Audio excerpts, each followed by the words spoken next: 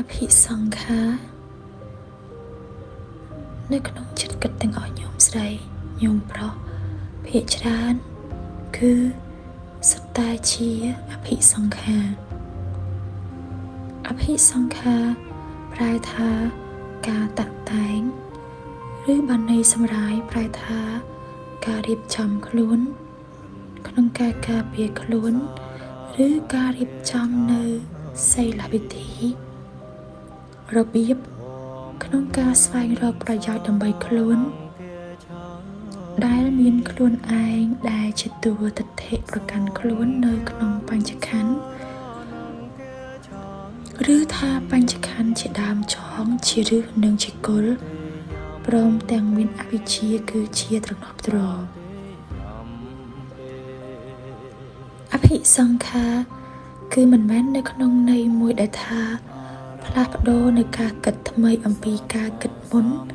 ដែលគិតថាអញមានរឿងអីត្រូវដោះស្រាយ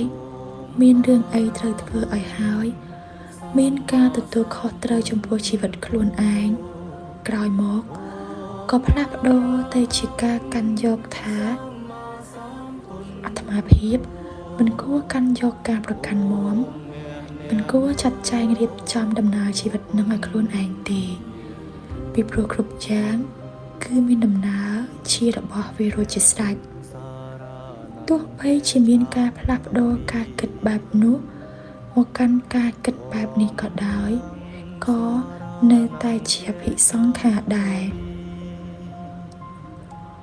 គឺជាការការពារខ្លួនក្នុងវិធីមួយទៀត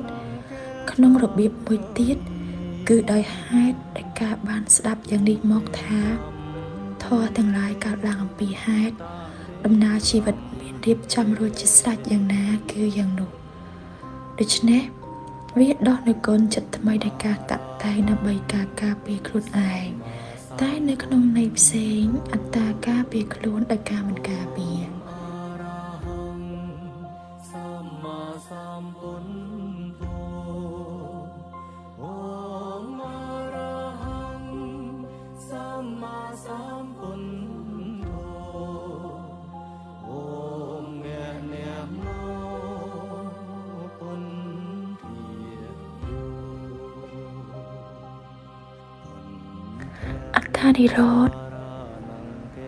អត្តានិរោធមិនមែនជាអត្តានិរោធនៅក្នុងខណៈដែលពេលគេងលក់មួយមិនមែននៅក្នុងខណៈដែលពេលដែលស្ដេចអច្ឆរិយអស់ទៅពីរនិងមិនមែនអត្តានិរោធដោយការតាំងចេតនាជាតួនាគិតឬក៏ដោយការភ្លេចភ្លាំងនៅក្នុងខណៈចៃដន្យទេគឺនៅចន្លោះរវាងចេតនានិងចៃដន្យនិងអត្តានិរោធមកឃើញថាអ្វីដែលកំពុងធ្វើកិច្ចជាបរមត្ថសង្កតៈបញ្ចវិញ្ញាណកើតរលត់ឆ្លាស់គ្នាលឿនរហ័សហើយគ្នាមិនលឺដែលមានបរមត្ថៈដែលជាអសង្កតធាតុមិនកើតមិនរលត់ជាធាតុត្រត្រង់បញ្ជាក់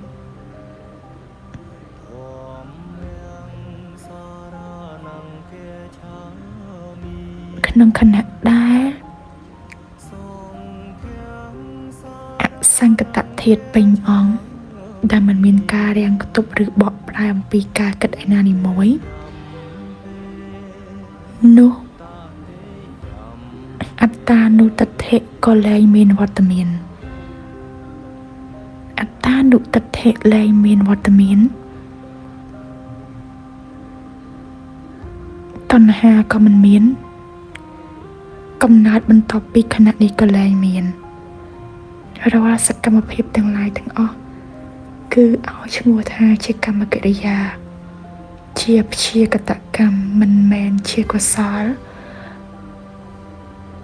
និងមិនមែនជាអកុសលដែលញ៉ាំងវិបាកបដិសន្ធិក្នុងបដិសន្ធិកាលក៏ដូចជាវិបាកក្នុងប្រវត្តិកាលឲ្យកើតឡើងតទៅទៀតទេ គឺ គឺដោយអសង្កតធាតុគង់ធរមានអត្តានុទិដ្ឋិគឺនិរោធៈកាត់ផ្ដាច់នៅវដ្តសង្សារមកឃើញនឹងបរមត្តដែលជាបញ្ចវិញ្ញាណសង្កតធាតុកើតនិងរលត់ក៏ដូចជាទីស្ថានស្ងប់ត្រជាក់ល្ហឹមដូចស្រោចទឹកអម្រឹត